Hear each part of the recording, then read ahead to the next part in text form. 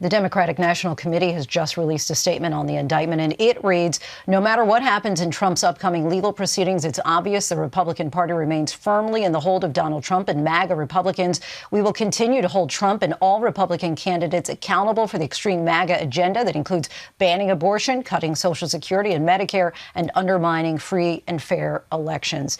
I want to bring now in our Democratic Congressman Adam Schiff, the former chair of the House Intelligence Committee and a member of the January 6th Committee.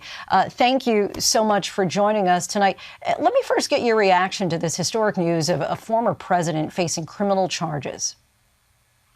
Well, it's a sober moment for the country. I think about people that have occupied the Oval Office, dignity they brought to that office, and how this will be tarnished by the conduct of the former president, by his being charged criminally. Now, he was already twice impeached, but nonetheless, this is an historic change in the history of our country. I do think that if the grand jury found probable cause to believe that he had committed a crime, and they evidently did, and the Manhattan DA believed he could prove it beyond reasonable doubt, they had an obligation to go forward. It's important, I think, for the establishment of the rule of law that we treat everyone equally, whether they're a former president or an ordinary citizen. So I view this as an affirmation of the rule of law, but nonetheless, a pretty sad day historically that we see a former president who is brought up on criminal charges.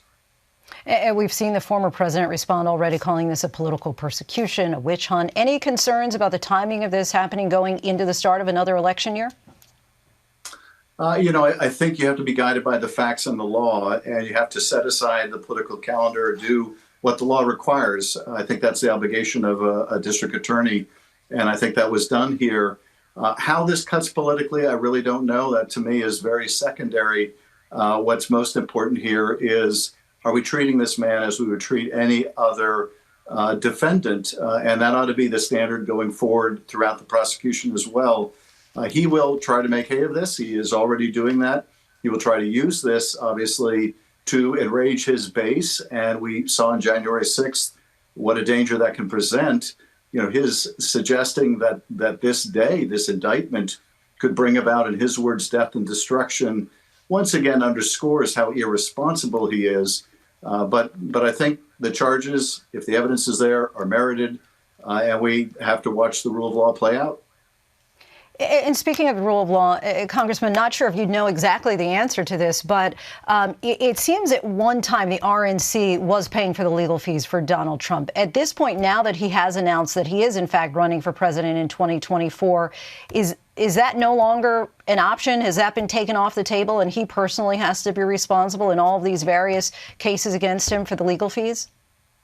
I don't know the answer to that, both as a matter of law, and I don't know the answer in terms of what the RNC would do.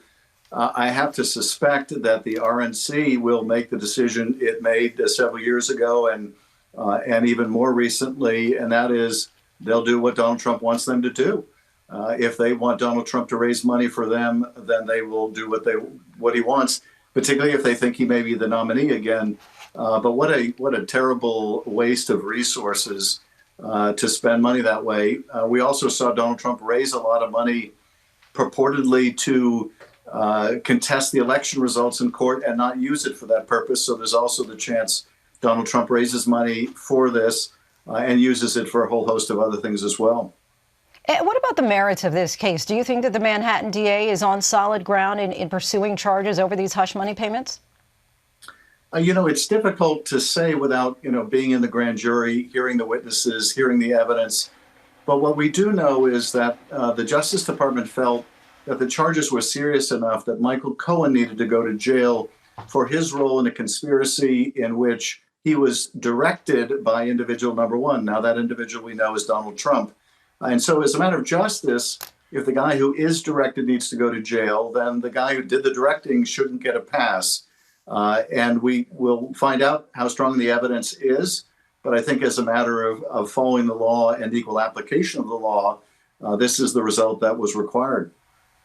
As we mentioned before, you did serve on the January 6th committee. We know that the probe into the former president's role is still ongoing. Do you anticipate charges against Trump will come out of that? I certainly believe that he has committed offenses, federal offenses, and that charges should come, but I don't know whether they will come. I'll also say I think the Department of Justice has moved very, very slowly in its investigation. It's more than 2 years since the events of that day. And, you know, I think if we were in a logical system, and we're not, the most serious charges would have been brought first and been brought by the Justice Department. And I think the Justice Department only has itself to blame for moving so slowly, for moving quickly when it came to the foot soldiers, but for moving very slowly when it came to those most responsible for trying to overturn the election. Congressman Adam Schiff, we thank you so much for your time. Really appreciate you coming on the show tonight. Thank you. Hi, everyone. George Stephanopoulos here. Thanks for checking out the ABC News YouTube channel. If you'd like to get more videos, show highlights, and watch live event coverage, click on the right over here to subscribe to our channel. And don't forget to download the ABC News app for breaking news alerts. Thanks for watching.